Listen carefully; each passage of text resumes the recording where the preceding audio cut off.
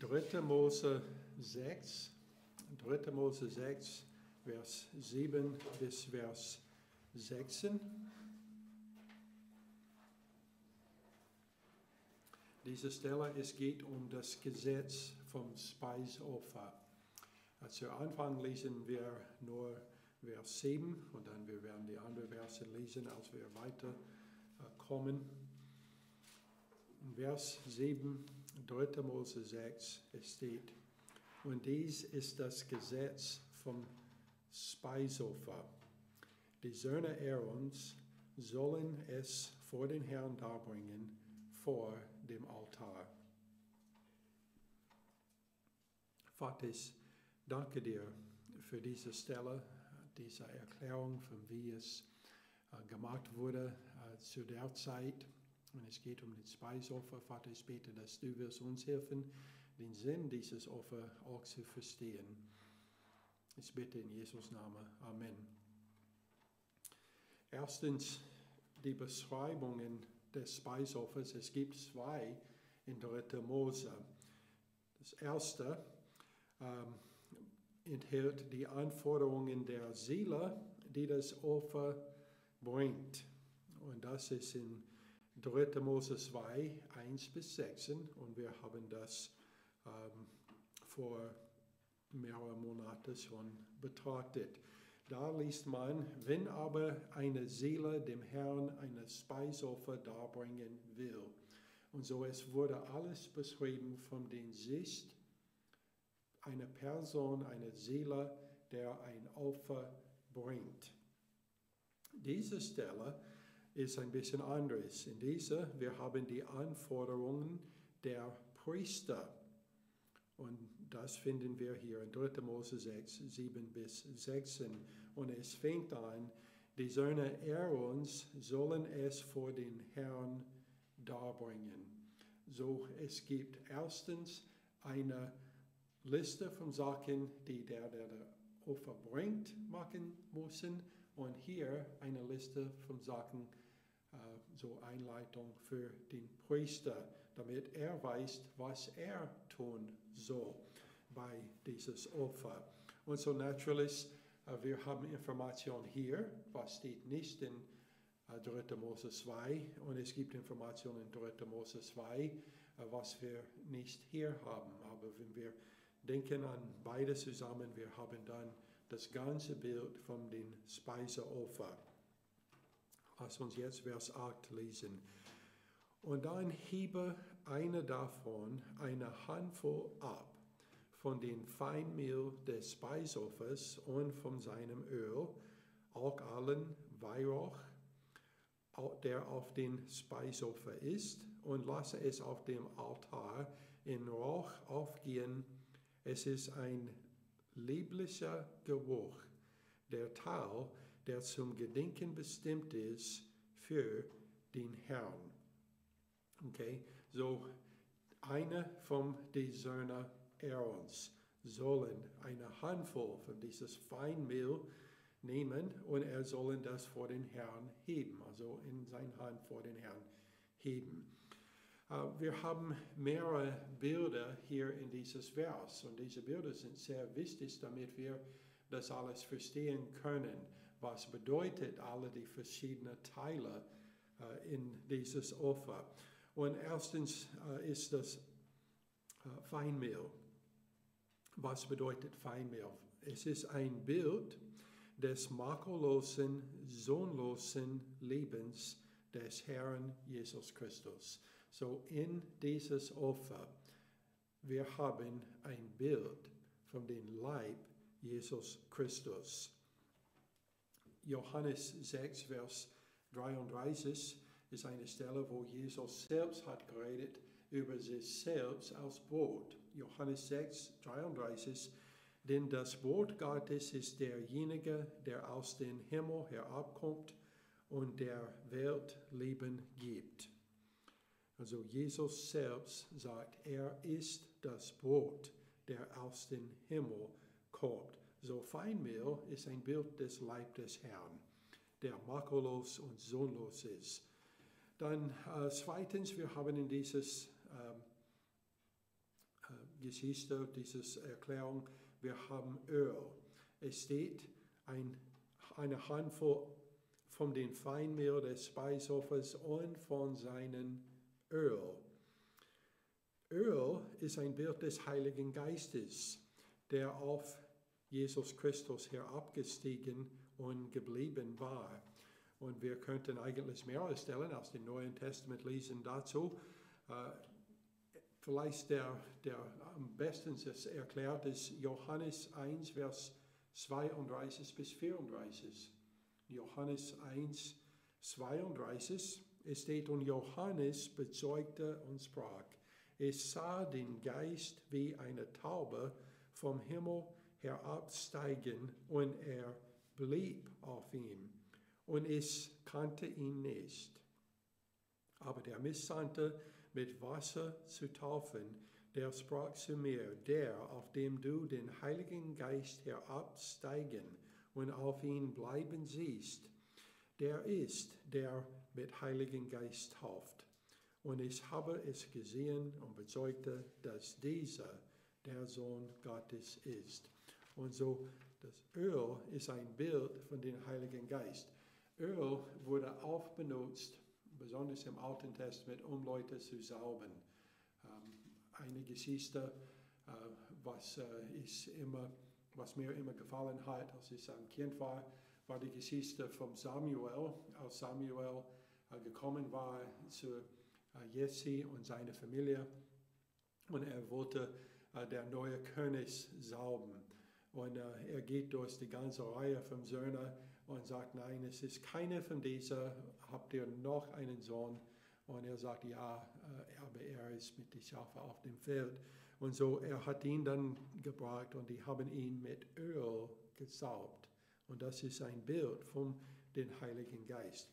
Lukas 4, 18 bis 19. Diese Stelle ist ein Zitat aus dem Alten Testament, aus Jesaja. Jesus hat es aber benutzt und wir sehen in dieser Stelle wieder der Heilige Geist und es ist in Verbindung mit einer Salbung.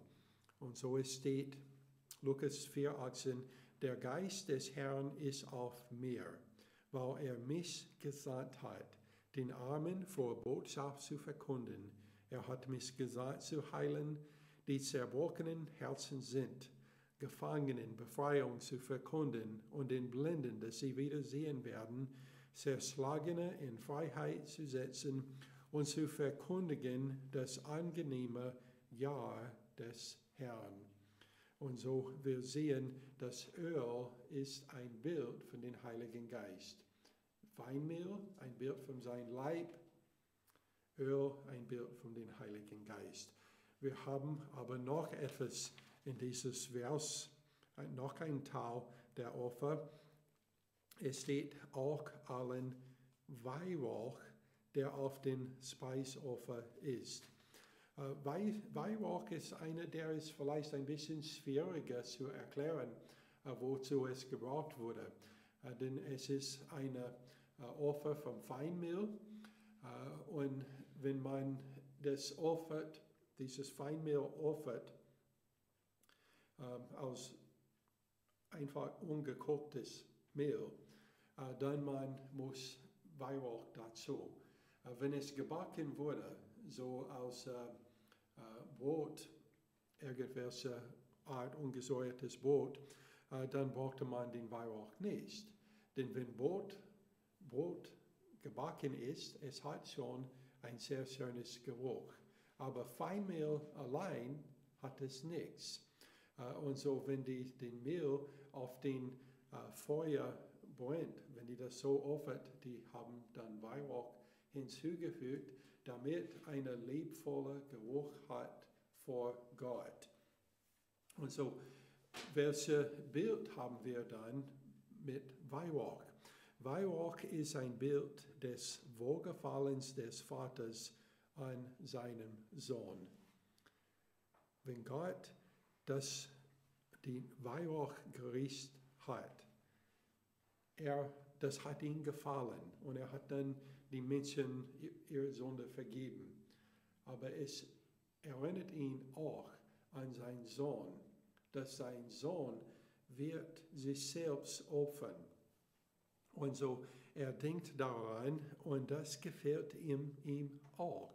Und so Weihrauch ist ein Bild des Wohlgefallens des Vaters an seinen Sohn. Und wir sehen dieses in mehreren Stellen. Erstens in die Propheten im Alten Testament. Jesaja 42,1.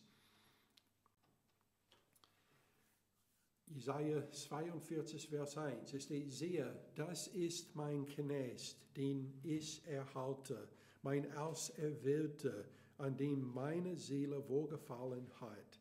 Ich habe meinen Geist auf ihn gelegt, er wird das Recht zu den Heiden hinaustragen. So Jesaja 42,1, da ist eine Stelle, wo es ist gesagt im Voraus, dass der Herr oder dass Gott hat wohlgefallen an seinen Sohn Jesus Christus. Und wir sehen auch den anderen Teil von den Bildern, das Geist und die Salbung ist auch zu sehen hier in dieser Stelle. Eine andere Stelle, Markus 1 und Vers 4, wir sehen das bei seiner Taufe. So, wir haben es schon in den Propheten gesehen, jetzt bei seiner Taufe. Und es ist die gleiche Geschichte, wie wir vorher gelesen haben in Johannes 1. Hier in Markus 1, Vers 11 steht, und eine Stimme ertönte aus dem Himmel. Du bist mein geliebter Sohn, an dem ich wohlgefallen habe. Also Jesus wurde getauft und Gott sagt, das ist mein Sohn, an dem ich wohlgefallen habe. Und dann es gibt noch eine dritte Stelle, wo wir das sehen. Und vielleicht auch anderen, aber der dritte ist bei seiner Verklärung in Matthäus 17, Vers 4 bis Vers 5. Und das ist die Stelle, wo Petrus und Johannes und Jakobus waren auf den Berg gegangen mit Jesus und die waren eingeschlafen, die sind aufgewacht und haben gesehen, dass Mose und Elia waren da mit Jesus. Und da ist, wo wir anfangen in Matthäus 17,4. Da begann Petrus und sprach zu Jesus, Herr, es ist gut, dass wir hier sind. Wenn du willst, so lass uns hier 3 Hütten bauen. Dir eine und Mose eine und Elia eine. Als er noch redete, siehe, da überschattete sie eine lichte Wolke und siehe, eine Stimme aus der Wolke sprach, dies ist mein geliebter Sohn, an dem ich wohlgefallen habe. Auf ihn sollt ihr hören. So in 3 verschiedenen Stellen, wir sehen das Wort wohlgefallen, dass Gott hat wohlgefallen an seinen Sohn. Und Weihrauch ist ein Bild von das. Denn Weihrauch wurde nur da, damit des Herrn wohlgefallen haben würde an den Opfer, was geopfert wurde. Dann, es gibt noch etwas, was wichtig ist im bildlichen Sinn, und das ist die volle Hand, dass er seine Hand gefüllt hat. Und wir werden viel mehr über dieses Thema sagen, als wir kommen weiter in das Buch 3. Mose, denn dieses Wort oder ein anderes Wort, was nicht in dieser Stelle ist, wird benutzt für die volle Hand. Und so wir werden viel mehr darüber sagen später. Aber es zeigt die volle Hingabe Christi, das Opfer für unsere Sünde zu werden. Philipper 2, 5 bis 8. Das ist eine sehr wichtige Stelle, die erklärt, wie Jesus selbst zur Menschen geworden war, damit er für uns sterben könnte. Philipper 2, Vers 5. Denn ihr sollt so gesinnt sein, wie es Christus Jesus auch war, der, als er in der Gestalt Gottes war, es nicht wie ein Raub festhielt, Gott gleich zu sein, sondern er entäußerte sich selbst, nahm die Gestalt eines Knechtes an und wurde wie die Menschen. Und in seiner äußeren Erscheinung als ein Mensch erfunden, erniedrigte er sich selbst und wurde gehorsam bis zum Tod, ja, bis zum Tod am Kreuz.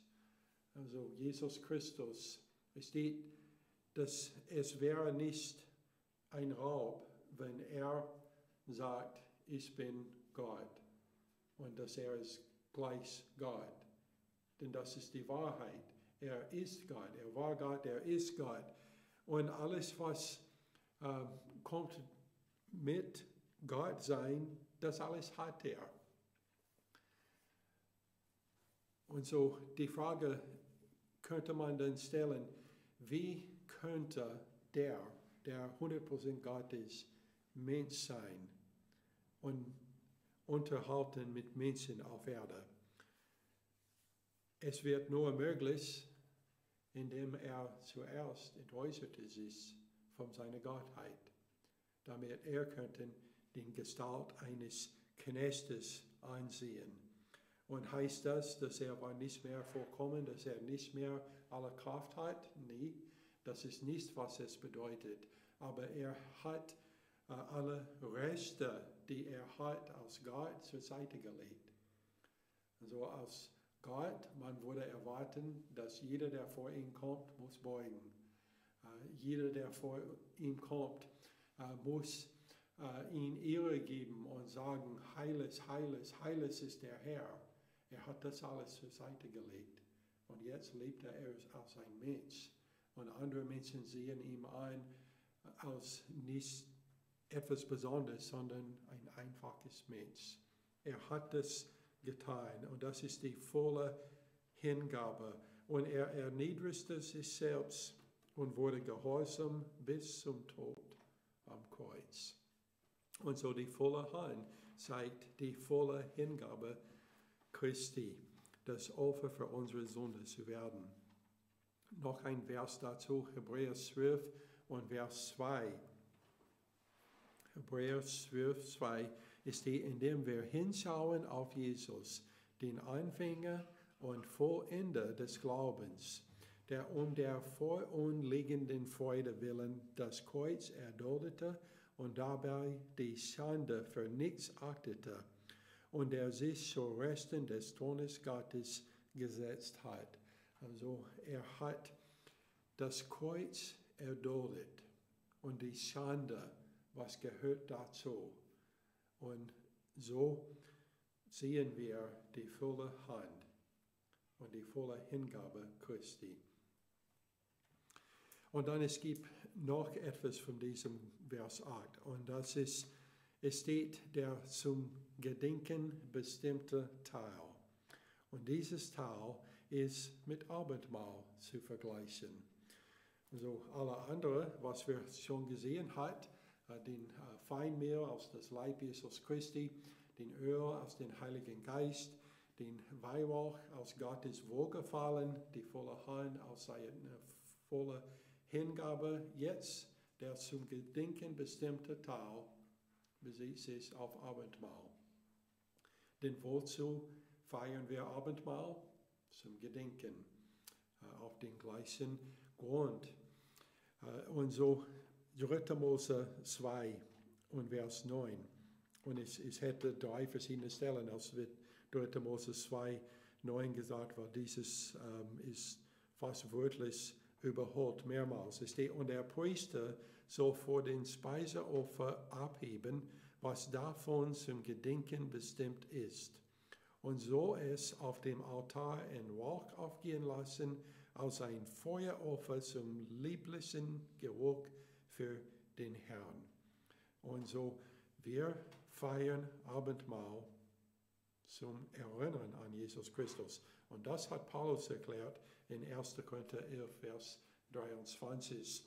Diese Stelle lesen wir jedes Mal, wenn wir feiern Abendmahl. Es steht, denn ich habe von den Herrn empfangen, was ich auch euch überliefert habe, nämlich, dass der Herr Jesus in der Nacht, als er verraten wurde, Brot nahm und dankte, es brach und sprach, nimmt es, das ist mein Leib, der für euch gebrochen wird. Dies tut zu meinem Gedächtnis. Und so wir sehen diese Verbindung zwischen Speiseopfer und Abendmahl.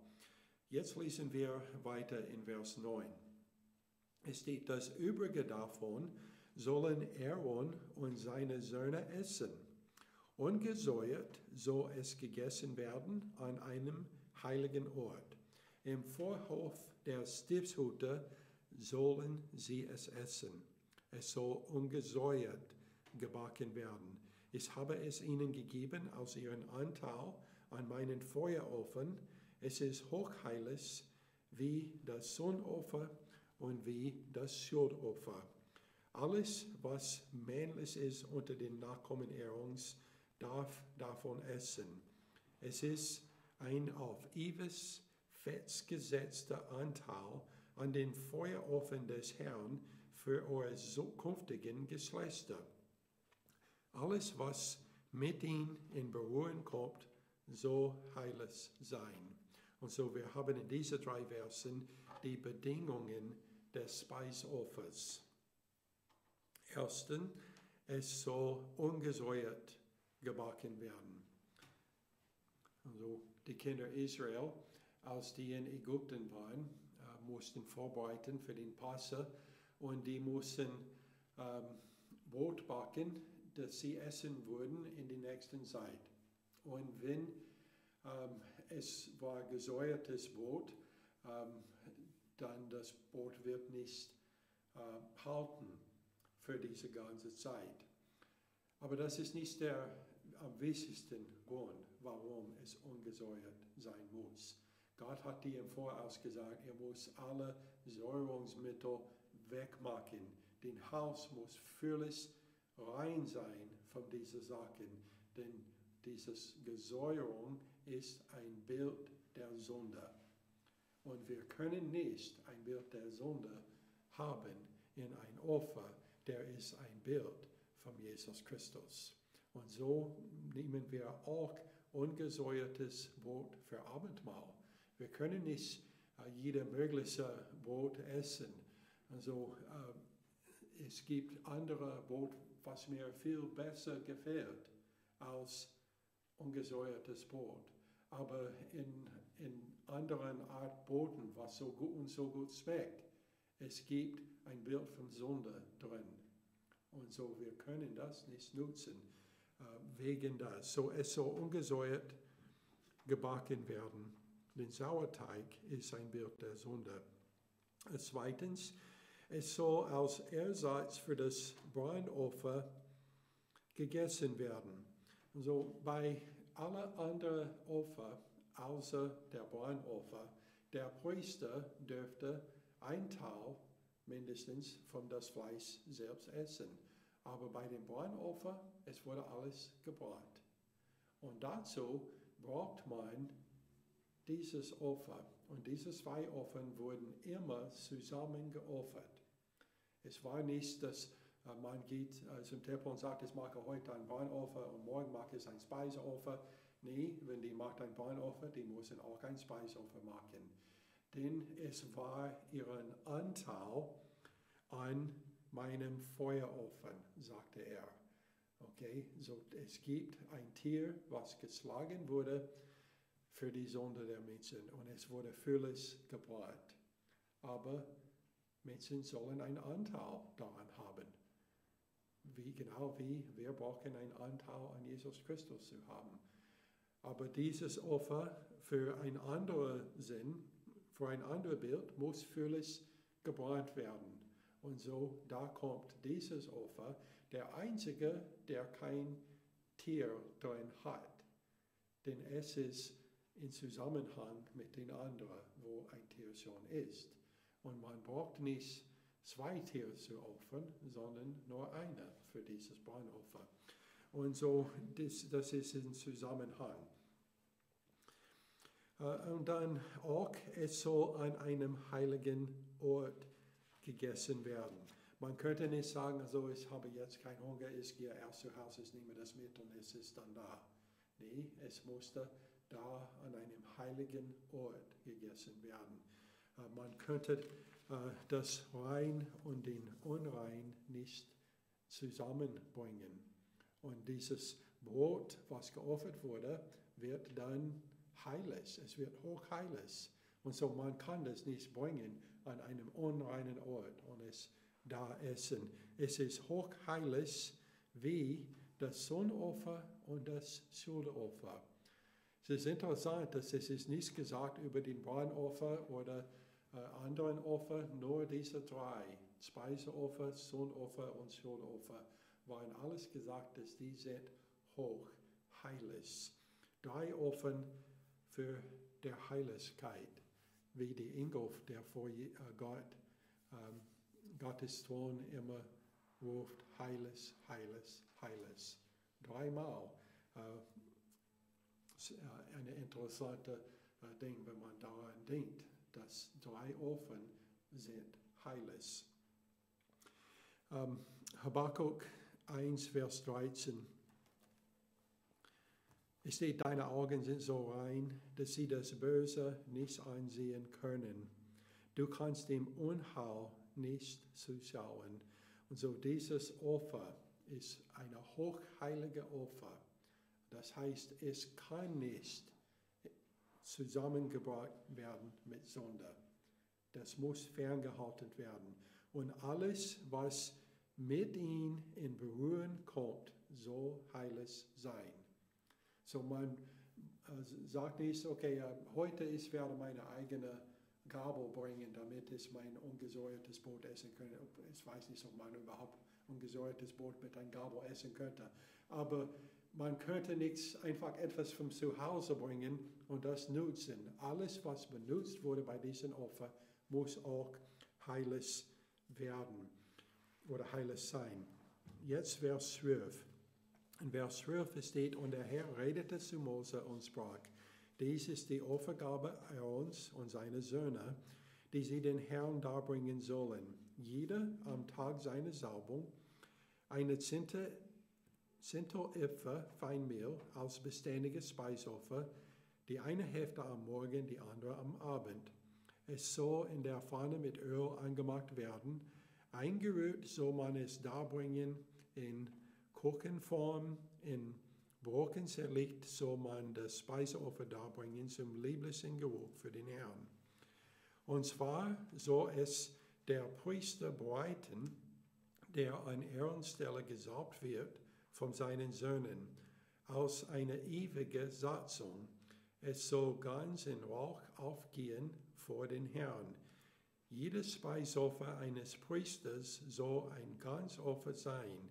Es darf nicht gegessen werden. Und so wir haben in dieses Versen einen Unterschied zwischen einem Speiseopfer für eine normale Person und einem Speiseopfer für einen Priester. Und der Priester darf nicht ein Teil von seinem eigenen Opfer essen. Es muss völlig gebrannt werden.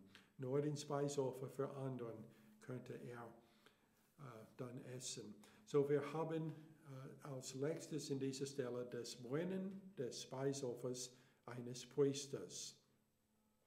Es wurde gegeben als ein beständiges Speiseopfer. Also es wurde immer wieder gemacht werden. Jeder Tag muss der Priester dieses Opfer da reinbringen für sich selbst. Ein Brandopfer und ein Speiseopfer. Das musste er jeden Tag machen für sich selbst. Und der Brandopfer wurde gemacht am Morgen. Dieses Speiseopfer wurde die Hälfte am Morgen, die andere Hälfte am Abend. Damit es so wie ein Satzklammer ist für den ganzen Tag. Es fängt an mit dieses Opfer endet nicht, bis der Tag endet. Und es wurde gemacht zum lieblichen Geruch für den Herrn. Es steht auch, es ist eine ewige Satzung. Es soll ganz im Rauch aufgehen für den Herrn. Und wir sehen in diesen letzten Versen noch ein Bild, was sehr wichtig ist. Und das ist etwas, was ist erklärt in Hebräer 7 und Vers 26. Und das ist der Unterschied zwischen der Priester, der Sohn Aarons, und unser Priester, Jesus Christus. Ein sehr großes Unterschied ist zu sehen in dieser Stelle. Denn der Priester musste das täglich machen. Ein beständiges Speiseopfer. Hebräer 7, Vers 26, es steht, denn ein solcher Hohepriester tat uns Not, der heilig, unschuldig, unbefleckt und von Sünden abgesondert und höher als der Himmel ist, der es nicht wie die Hohepriester täglich nötig hat, zuerst für die eigenen Sünden Opfer darzubringen, danach für die des Volkes. Denn dieses Letztere hat er ein für allemal getan, indem er sich selbst als Opfer darbrachte. Denn das Gesetz bestimmt Menschen zu hohen Priester, die mit Schwachheit behaftet sind. Das Wort des Eidschwurs aber, der nach der Einführung des Geistes erfolgte, den Sohn, der in Ewigkeit vollkommen ist. Der irdische Priester musste täglich ein Brandopfer bringen mit seinem Speiseopfer als ein beständiges Speiseopfer. Er musste das täglich machen. Und so brauchten wir eine andere Hohepriester, einer, der vollkommen war, einer, der heilig war. Das tat uns Not, dieses unschuldig, unbefleckte, vom Sünden abgesondert, höher als der Himmel. Das tat uns Not. Und so Jesus hat sich selbst geopfert, einmal als unser Brandopfer, aber auch als unser Speiseopfer. Denn die Speiseopfer ist ein Bild von er selbst. Das Feinmehl, ein Bild von seinem Leib. Das Öl, ein Bild von der Heiligen Geist, mit dem er gesalbt wurde. Den Weihrauch, den Wohlgefallen des Vaters an seinen Sohn Jesus Christus. Und die volle Hand, was ist die volle Hingabe Christi, das Opfer für unsere Sünde zu werden. Und es wurde alles zum Gedenken bestimmt. Und genau für den gleichen Grund feiern wir Abendmahl. Lass uns beten. Vater, ich danke dir für diese Stelle. Und Vater, ich bete, dass du wirst uns segnen, als wir jetzt auch am Abendmahl teilnehmen werden. Vater, ich bete, dass du wirst uns segnen. Ich bitte in Jesus' Namen. Amen.